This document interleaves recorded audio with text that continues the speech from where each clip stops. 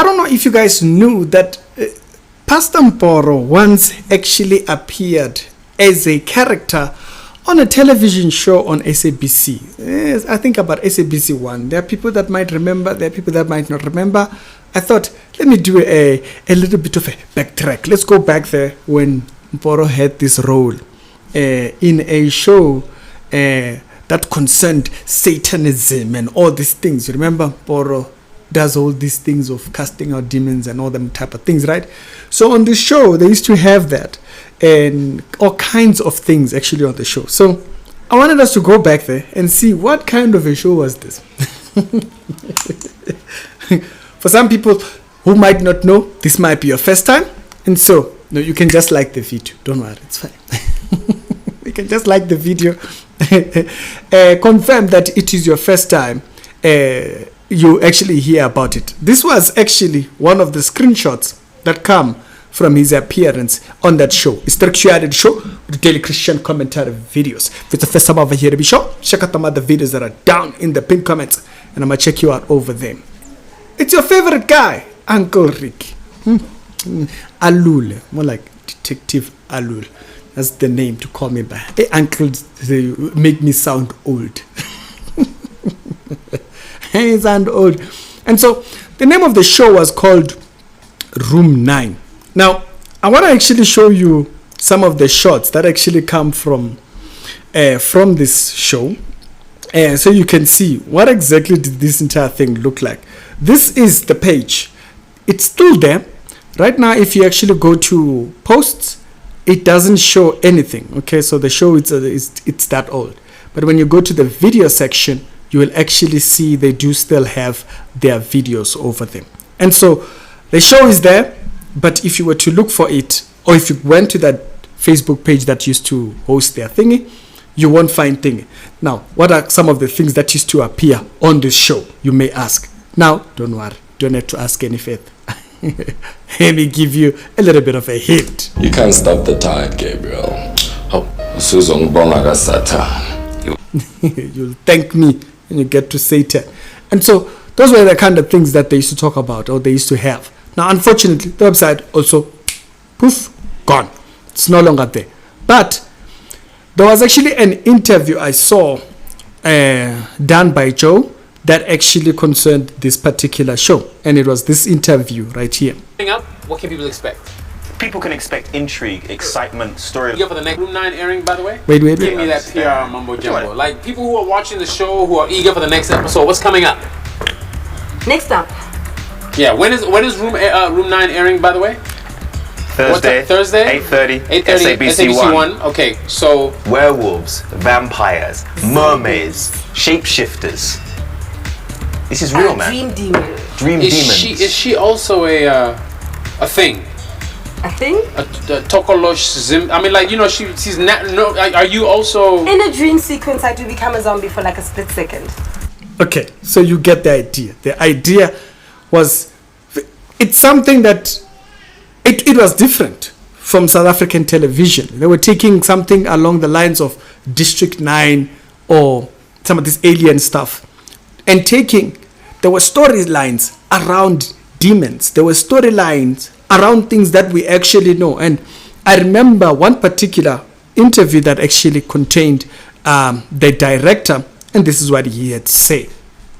So it was a clever way, I think, to take a cop show and fuse it with this alternate reality, you know. So it's kind of interesting. It's something different for South African television.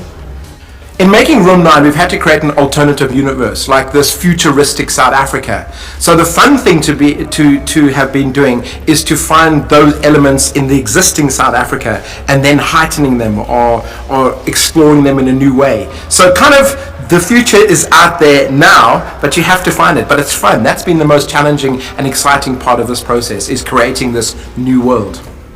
The way I direct is that I've directed a lot now. I've made a lot of movies, a lot of TV shows and everything. And what I've learned ultimately is that you've got to create the right space and then cast the right actors in the space. Then all you really do is you say, action, cut, thank you, next, basically. And so I guess it's from that line that you would have Mboro. Okay, you gotta have the right type of people that fit this narrative. And remember, Mboro by this time he was very popular for his people rolling on the what and all this kind of stuff. It's almost like a promotion for his church, but he actually appears, I think. Oh, by the way, before I actually go to show you before I go and show you the episode trailers that actually contain Mboro, there was actually an episode, I think episode number 5, that actually show you that these guys on this show, they were covering real things that were known of by this time. This box came for you. They suspect it has something to do with muti body part trafficking. We're not leaving here until you tell me exactly what's going on. About to move it out. The mask possesses the powers of Ogun. And in the You hear right there. The mask possesses the powers of Ogun. Ogun, it's a goddess or something from just, all these juju things from Nigeria. And so that's how you know that they were actually taking these stories from real things. They were talking about tokolushis and whatnot and all those kind of things.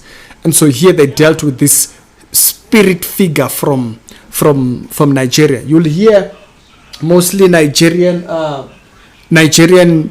people saying, Ogun kill you. Yeah, that's what they were talking about. All right. Now, let's go to some of the episodes that actually contain Mboro. Now, he actually makes an appearance on episode number 8. That was actually the first one that actually had him. Get up now. You coming to work with me today? It was a bank robbery this morning. They're saying zombies did it. We've never dealt with something like this before. I need a spiritual opinion. I can only give you answers from the word of God.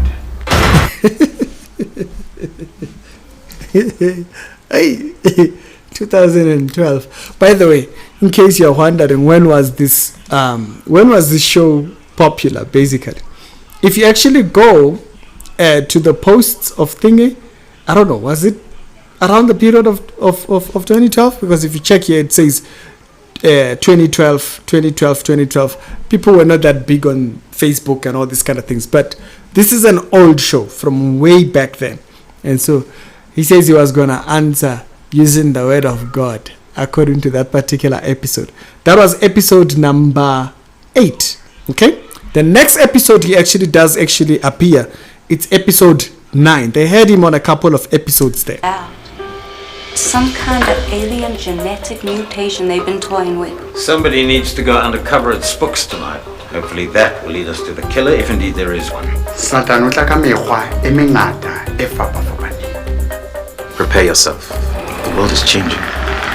So that's episode number 2, where they were dealing with aliens, and Mboro made an appearance. And episode number 10 also has him.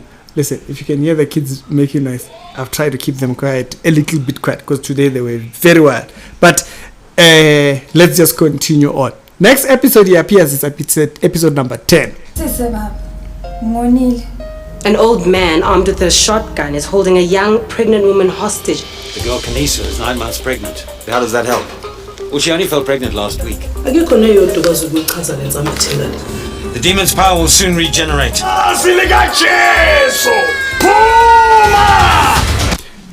Mboro was praying for this pregnant woman. Of course, classic, they put him on the other side.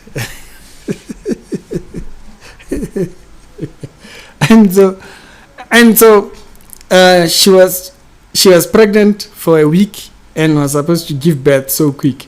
And so that's another episode where he actually...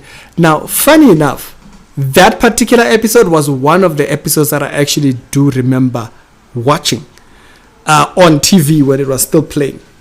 The other ones, I did miss them, when you're staying with people and they are watching their own shows. I mean, like, this used to play like 8:30 in the evening. So there were other shows that people were committed to watching. Another episode where he appears, it's episode number 13. And this one... We're trying to save our captain. Hypnodialysis projection. We're going to go inside your father's mind, to the place in his brain that he can't get out of. There are 2 stages you have to go through. Stage 1 will confront you with your darkest fear. It's in your face too. You're in my world now. And so in this episode, he appears as the one who knows all these phases of trying to get people out who are stuck in whatnot and stuff like that. So a little update for people that didn't know that, there was a time when Mboro was that big, was so big that he was appearing on television shows out here on thingy. And also the TV show, it did have a very interesting line. It's not like what we see normally out here. Very lazy writing. This was very much inspired. I think this show, if this show came back and went back on television, I do definitely think that it would be one of the highly rated TV shows and stuff like that. Alongside this, the idea that it would do very well on Netflix. But for those that didn't know, now you know. Mboro was once an actor on a TV show that talked about demons and casting out demons and the whole type of shit. Mandam was really a lover of fame and all those kind of things. So next time when Mboro says, do you know who I am?